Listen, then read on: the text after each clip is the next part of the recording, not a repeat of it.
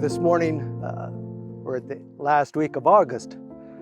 Big time and important time for soybean development and where we're at in the stage in growth. Last week we had about 3/10 of an inch of rain, a little less than what we'd like. A few miles south of us there was a rain that went through for 1.5 to 3 inch rain, and it was in a fairly narrow band, but that's the way the rains have been most of the summer. It's kind of been a spotty rainfall, and there's been areas that's had plentiful amount of rain, and areas that have been on the short end. And so that was an important rain. If you got it, it really should make a difference in those beans that got that 1.5 or so rain. We're at the stage now, and as we'll take a look at this plan here, there's a lot of pods in there, but we can see a lot of these small areas that look like they could develop into a pod, and we're late enough in the season, those probably won't make it now in time, even if we had a rain. But people that have gotten a rain the last 10 or so days, those could go ahead and develop into a full size pod and put a couple beans in there, which will make a difference on their bean yield. It's cooled off some. We're kind of staying out of that 90-degree range now. We're staying in the upper 80s.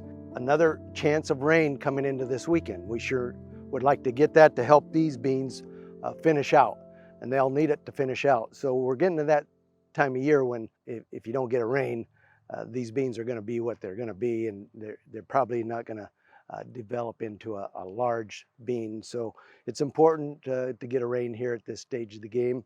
Overall, it's amazing how this crop in our areas where we've been this dry, it's developed as well as they have.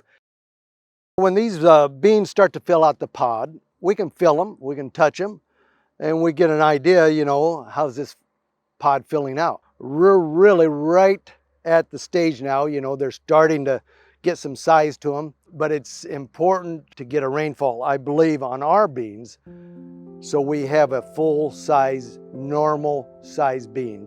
A lot of times on these dry seasons, if you don't catch that rain in August, a good rain, the beans will be a little smaller than normal. So we're checking them, we're counting pods, we're counting beans per pod, and that will all make a difference on how they end up in the yield.